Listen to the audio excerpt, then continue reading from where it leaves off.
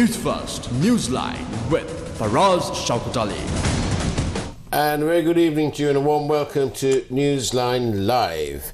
Sri Lanka opposition insists on local polls amidst growing protests. That's the theme this evening.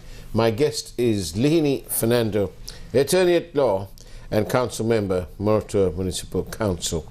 Very good evening to you, Lihini. Good evening, Faraz, and thank you for having me. Thank you for coming. Thank you for coming. Now that, Lihini, the opposition is insisting on local polls. There's growing protests all over the place. It's become so frequent that it would be unfair to call it sporadic. Why are people protesting?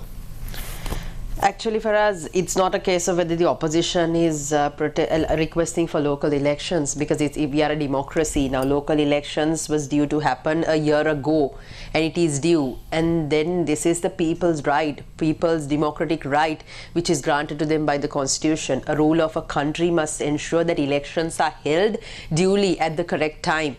If you can't, just because the one government, the ruling party, is not popular, doesn't mean you bring in various excuses to prolong elections or drag on. Now we see the Supreme Court also has given an order, the Election Commission repeatedly saying, but then we see that whether the government not having any interest of having elections, and purely you can say that it is the executive who is the finance minister, which is the president, I would say, who is trying to block. We have to say that, because local government elections he is trying to block, because SJB has gone to court and got an order, and it is the people's right. And we see the present parliament also not having legitimacy, though they have to had 2/3, but we see the shuffle of the parliament has changed, the composition has changed. So elections, it must be held at the right time. It is not a case of prolonging it or giving out various excuses, or saying it is the economy at the economic recovery at the cost of what. So this is what we are saying. I mean, if you are a democracy, you must respect the people's democratic right. If they have not led the country in the due manner, they have to go. I mean, and this is also somewhat of a protest vote, where people need to come out, and you must give the people the opportunity, because there was one party who actually made this whole economic callous in this country, who made this country bankrupt. Today we don't have any health, we can't go and get basic medicine, to our right to life, basically, education, to health, to our transportation, to basically our right to life has been robbed, and people must have the right to give, that mandate must be given to the people to select. But can I put it like this to you? This is another side of it. People say, and this is the scenario, Ranil Wickremesinghe at least is honest in this sense. In this sense, he openly admits to not having a plan. He says, I have no plan, and we need to rebuild the whole blessed thing all over again. Sajid Premadasa and the SJB say we have a blueprint, which we'll go into in a minute, but honestly, isn't this blueprint all a bit la-da-di-da? Because it's nice, it's good, but it's not immediate. Because surely, don't you agree that the problem has been caused by an acute lack of dollars? See, who created this issue? Who created this issue? Well, not the people. Not the people. The present people who are in parliament. And then you take president. He was never appointed with the mandate of the people. 134 people appointed him. Now, are they fulfilling the mandate of the people? At the end of the day, the people in parliament should be the representatives of the people. People must have trust and faith in their rulers. Now, you see people repeatedly coming on the roads and protesting. Why are they protesting? Are people jobless to protest? No. And they are repeatedly protesting for their basic rights. And you don't see the ruler listening to it at any point. And you see repression, you see continuous control, use of force, army coming in and using exorbitant amount of force, to tear gas, to everything, right? and all that. So, I mean, all of this is because of the failure of the leader. Now, SJB coming out and saying, whatever SJB is saying is fair enough, because we say we have a plan, we have a team, we have a plan to govern the country, and we are asking a mandate from the people, which I think is fair. If the people must be given the right to decide on who they want to lead the country. Now, the president coming and saying he doesn't have a plan is the very reason that this country is also in this particular situation. Now, people think the gas is given, the no more petrol queues. People think the crisis is somewhat resolved. No, the crisis is not resolved. We are in a debt situation. There is no proper plan to take the country out of this crisis. It's just, I would say, piecemeal solutions. Now we are getting IMF. Yes, the dollar is coming down, but what about in the long run? I mean, you see education to health to exorbitant budgets allocated to the military, but where is the plan to take the country out of the crisis? This is what the people in this country must see. Just piecemeal solutions to pass the day is what the president is doing. But then what SJB with this blueprint, everything, what we are trying to say is that we have a plan for the country. You must start off with getting rid of these corrupt rulers. How do you get rid of this corrupt system? Surely corruption is going to take more than a statement in a potential manifesto. Yeah, but see, for us, now you take the Aragale, people came and say, give us stolen money back. And people who are responsible for this present economic crisis, we see them sitting in parliament. Has the president taken any measures to ensure that, people who actually caused the economic crisis are being punished? No. So our system is designed in such a way that it enhances corruption and sustains it. It's like the president's fund. It's not subject to audit, is it? No, it's because the law enforcement authorities are not given their due. They are not functioning independently. We see the executive, now the legislature at every point getting involved, interfering. You don't have that checks and balances. You don't have that independence. Interference at every level. Clear example, I mean, recently we see the Supreme Court has given an order, and we see two parliamentarians coming and challenging the Supreme Court. That undermines the judiciary. The same way you take the bribery and corruption. So many cases have been filed. Are they investigating? Now you see the president can bring anti-corruption bills to the parliament, stolen asset recovery initiatives. Have they done anything? No.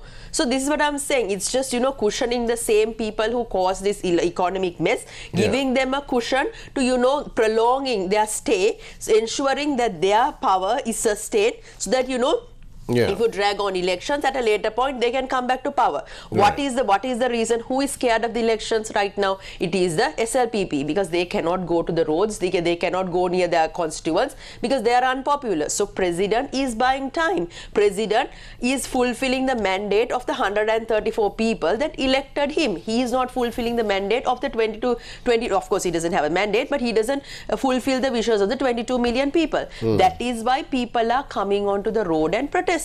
I mean, they're protesting for their right to life. And then, you see the exorbitant tax structures and tax cuts. So, is it not fair for people to protest? If the leader is successful, will people protest? So, what does this protest indicate? They must listen. They must hear to the voice of the people. But what about this growing sentiment that the JVP, its NPP is their main party, that there is growing support for them, and isn't that then, if that is so, isn't that a telling indictment on the SJB as the lead opposition party? See, what I think is NPP, I personally think it's a social media hype. I would say it's a social media hype, that artificial hype that is created, because I mean, we are local councillors. When we see when we get on the ground and when we see people campaigning, we actually can see where the people are. Because actively, since the election date is so indecisive, you don't see the main parties coming out and campaigning. It's only the NPP that is obviously campaigning. So I mean, they are trying to portray and say that the people are with them, but at the end of the day, though it's NPP, it's predominantly the JVP. So, but are you not worried or concerned, at least anyway, or raised an eyebrow at least, by the crowds that Mahinda Rajapaksa seem to have attracted in Warragalek. That's what I'm saying. Election should be declared for people to come and decide. Then it will be a good test to understand which party has actually the mandate. I mean, SJB, clearly I can say SJB, from the way we are campaigning at ground level, people want a change, and people do trust in Sajid Premadasa, because I mean he is seen as a people's leader. Though he is in the opposition, I mean, by being in the opposition, he has actually done certain things to the people within his limited capacity. And also SJB says SJB has a team. The blueprint with the economic plan, we unveiled that we have a team and we have a plan. So that is why we are saying, give us the mandate and we will do it for the people of this country. And will a change of, I mean, this is local government, but hopefully, is it your party's intention to call for these local government elections merely as a litmus test, to test the people's resolve? See, two things for us. Local government elections must happen because it is timely for it to happen. So because of that, it must happen, and the president must ensure that relevant funds are given and not block it purely because SLPP is unpopular. But then SJB, yes, SJB wants the mandate from the people, and we are quite confident that local government we can get majority of it, and that the people will stand with us, because if you look at our local government teams who we have put at the ground level, we have professionals, conventional politicians. We bring in a mix, so we want to bring in a different system in running the local councils, not just the total political rhetoric of coming and doing what you promise, but it's just that processors to a scientific way of managing the local councils. We have put out our plans, and we are speaking to the people. So that is what we are saying. We're trying to bring in, if bring in that change. So with the local government, go for the parliamentary election. I think that is what should happen. The president has a right to go for a general election as well, because I think that should happen, because economic recovery in this country for us will only happen with political stability. Economic stability will come with political stability, because for them to do the reforms, for the politicians to do the reforms, the people must be in favor. Right now, yes, the president is doing all sorts of things, but president does not have the mandate of the people. People are protesting. It is not the wishes of the people. I mean, you look at the electricity tariffs, you look at the tax structures that have been brought down. Yeah. I mean, they are not considering the day-to-day lives of the people, what the people are going through. I mean, having that 100,000 bracket as the minimum threshold, people who have actually lived a dignified life, their lives are threatened. People who didn't go beg, borrow, steal, their lives are threatened. So I mean, it is fair enough for the leaders to look at it from the point of view of the people. I mean, people have to pay loans, people have to make sure that their children are fed. Today, people are just surviving with one meal a day. And then the education costs to health, to no basic facilities. So this is the very reason why people are getting on the roads to protest. But the president, all what he does is fire expired tear gases and repression to control, to armies with batons. It's actually saddening to see, because we are a democracy, but what we see is state-funded terrorism, I would say. Oh my gosh, this is, you've given me at least 5 questions, which I will take up. Thank you very much for your questions by SMS or WhatsApp, 0772 300 305. Madam, how sure are you the SJB will win? I'm sure SJB will win. If they lose, what next? SJB can garner majority at the local council elections, because I mean, we have fled teams, we have teams with experience, we have a mix of people I mean, if you look at the compositions of each of the councils, I mean, it is at the ground level. It is the people who have been working with the people, so that the SJB teams have. And so I think, if you take my area in Moratuwa, I mean, people want a change, because the present mayor has been there for 15 years, and you name all the corruption, the council is full of corruption. So people are looking for a change. They want a dignified mayor. Do you have a take, or do you have an opinion at least, on, this is another question from the public. Please ask, Madam, why the SJB is putting people on the stage who wrote books on the bond scam, saying that it was above board. many are concerned regarding this. Have you got a take on that? So it's politics. I mean, it's politics at the end of the day. We have people who represent us, and they are there to carry out a certain message. So that is what they are doing at campaign stages. But they are saying they seem to change their position. See, it's like this. At the end of the day, certain factors have not been proved by any court cases or anything of that sort. Well, that is the sad part. And here we go, ladies and gentlemen. In Sri Lanka, we have got at least 3 matters of the gravest possible importance which have not reached any sort of legal conclusion.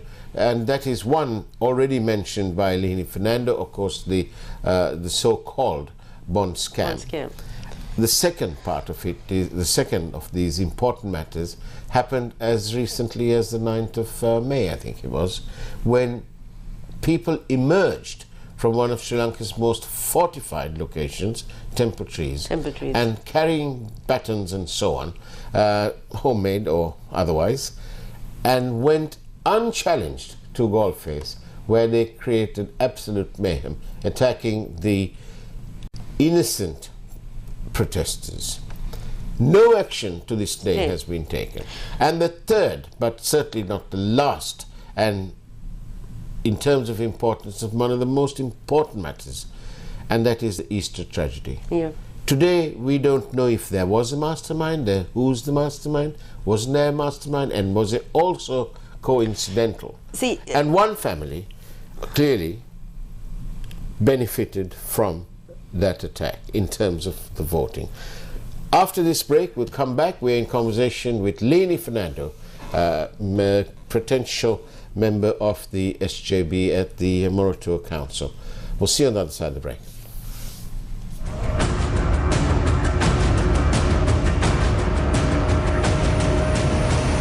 News First, Newsline with Faraz Shaukat Ali. Doctors across 4 provinces go on strike. President invites doctors for a discussion. Port Trade Union launched slow work campaign to support trade union action. Island-wide strike on the 15th if solutions are not provided. Trade unions maintain a strong stance. මේ වැඩවර්ජන මේ රටේ පාලකයන්ගේ මේ අසංවේදී පාලකයන්ගේ තේරීම යනවද නැත්නම් ආණ්ඩුව දුවවනවද කියලා තීරණය 15 වෙනිදා ගන්නවා. Bar Association of Sri Lanka felicitates President Wickremesinghe on completion of 50 years at the bar. Cardinal wants legal action against the MPs and ministers who slander Supreme Court using parliamentary privileges as cover. Indian cinema wins at the 2023 Oscars. Do you know Natu?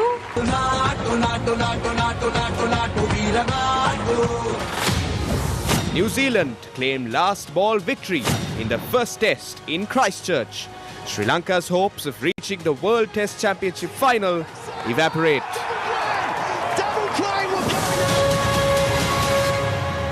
23% for 2 months, 25% for 4 months. Valuable FD.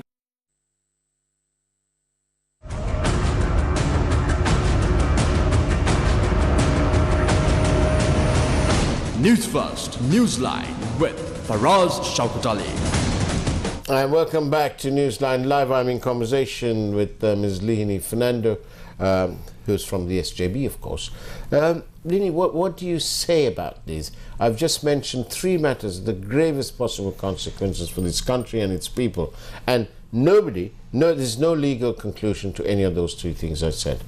So for us, the problem in Sri Lanka is until someone's proven guilty, they are considered to be innocent. And here in Sri Lanka, you don't have a culture where you do politics with a consciousness. Politics at the end of the day is a game, so everybody is playing the game.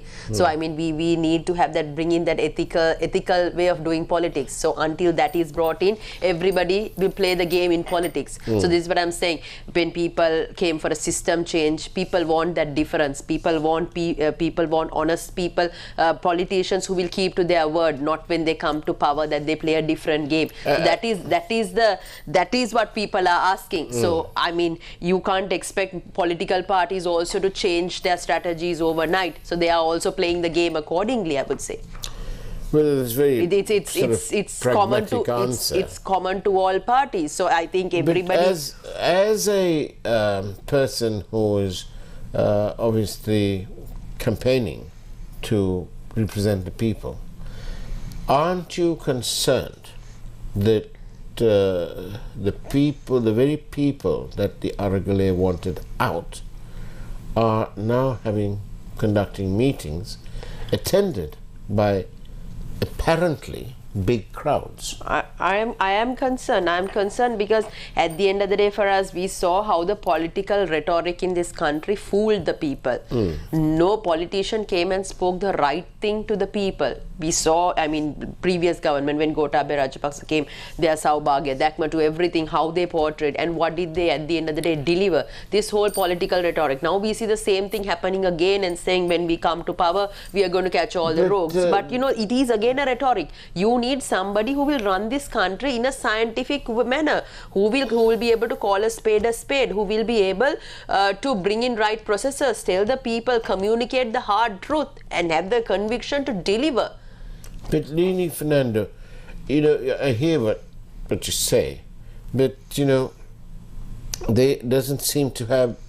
nobody seems to have any firm resolve to get to the bottom of any of this. The President Gotabaya Rajapaksa flirted almost like a young damsel. Flirted with extremist-leaning organizations. And we all know who they were. And today, if this president was independent and was really and truly representative of the people of Sri Lanka, exactly, he surely could do far more. Exactly. He could have released these details and launched an investigation into how come these extremist organizations were allowed to operate. Exactly. Now, see, I remember when he gave his oath, he came and said that I'm a friend of the people. He said that I'm a friend of the people, but we don't see him acting as a friend of the people. He looks like a friend of the Rajapaksas, because all what we see is he protecting the Rajapaksas and ensuring that they are cushioned. For example, prolonging elections is one thing. Then, you know, not taking action against the people who actually caused the economic crisis. Going to basically, you know, offering state minister positions to cabinet positions. He could have actually taken the cause of the Aragale and championed, go for a national government, go for hard reforms. Now what do we see? We see repression. We see, I say, like state-funded terrorism. We see people on the road. I mean, inhumane acts. I mean, we don't know whether the UN Human Rights will come and, you know, this against this tear gas and expired tear gases. I mean, it's equivalent to a chemical weapon, I would say. I don't know where we are going as a country. So this is what I'm saying. And the need to prolong elections, suppression of democratic rights of the people. So what is the president actually doing is a big question mark. For whose interest? Who is he? It's somewhat like we are being governed by a dictator, I would say. Where is the democracy in this country? And how firm is the resolve of the SJB to take this head on? See, I think there is no... Bearing in mind that, including your leader, yes, including your leader, they were all part of this Yahapalana government. See, you can't say Yahapalana 2015 to 2018, I would say 2018 onwards, then the constitutional coup, all that came. Then SJB moved out, Sajid Premadasa moved out and formed, simply because we know the political reasons as to why he moved out. I think there is no other party in this country who can run this country apart from SJB. Because SJB understands ground level politics. SJB has a team, the economists, the educationists, we have the team. We have the people with the right intention. We have the plan. It's just that we need the mandate to take the country forward. Yes, you see in the media different stories and rhetoric said about Sajid Premadasa and all of that. But at the end of the day, he's a leader who has the interests of the people at heart. And with the team that he has, with the likes of Iran to Harsha to Kabir, they know where to take the economy. So I think, you know, it is fair that we go for an election and again and we ask for a mandate. Because as I earlier said, this particular parliament, they do not have the mandate. Very reason why all these protests are happening at the ground level. Even the tax structures for us, you look at the minimum thresholds that they have put in. I mean, they must understand who from which parts, the high economic, high net worth individuals, how you can take how you can tax them at a different level. Yeah. I mean, that's what you need to do, not tax the day-to-day earner. I mean, you are basically making the day-to-day living individual a pauper today. So fair enough for people to come on the roads and protest, which the government is also not understanding. And then they are trying to use force and say, if you come and protest, your salaries will be cut and, you might end up losing jobs. The leader must understand why people are protesting. It is because the leader is unsuccessful, not for any other reason. Yeah. So I think it is a very, very sad situation for us that we are in this country, and I don't think people in this country deserve to suffer like this. And all what people are asking is give them the right to vote, and the leader is not giving that either. So what more? I mean, this is a very dangerous situation that you and I are facing right now. All this will only escalate to something which might be unimaginable, which is going to be very scared for this country. And we see the president pushing the people to go there, which should not be the situation. We don't need another anarchy. They need to understand the sentiments of the people, the police, the government officials. I want to say this: the government officials, election commissioner, the government printer, the police. They are, at the end of the day, they are paid by the taxpayer. Their loyalties should be towards the people.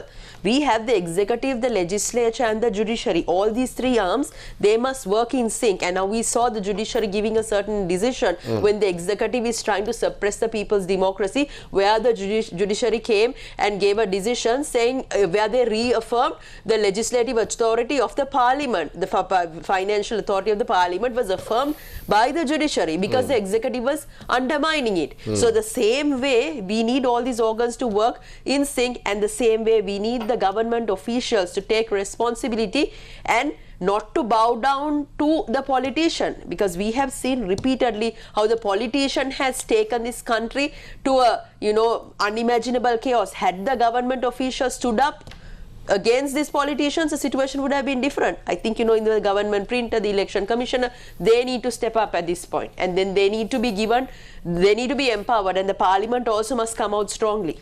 In your view, who provides the greatest comfort to the people of Sri Lanka? Is it the judiciary? Is it the Supreme Court? Is it the police? Is it the president? Is it the cabinet?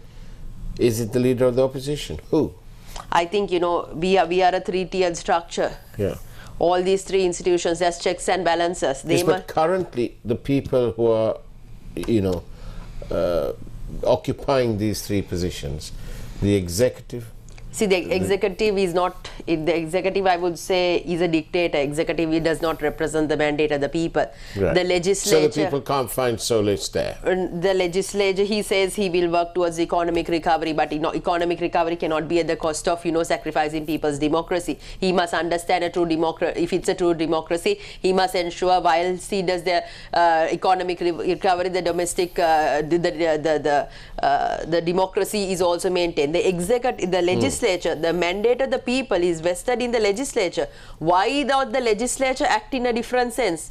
And then, yes, the judiciary has always been with the people. So the judiciary, we saw recently their vote, their judgment in relation to the recent elections. And I think the executive must honor the order of the judiciary and ensure the relevant finances are released.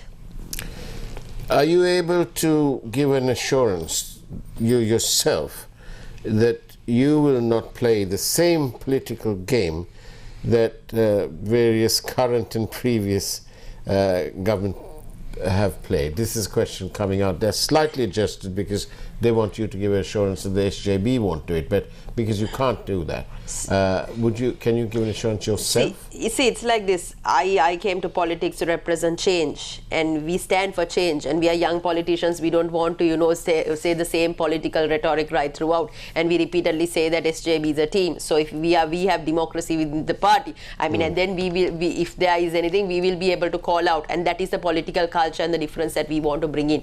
Not to endorse, it's not a case of endorsing all the wrong just for sustenance.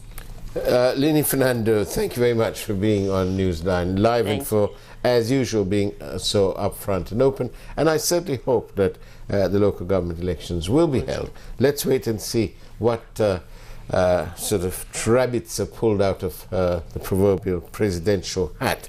Let's see. And I'll leave you with this last message that I received from a member of the public. It says here, the 225 are all crooks.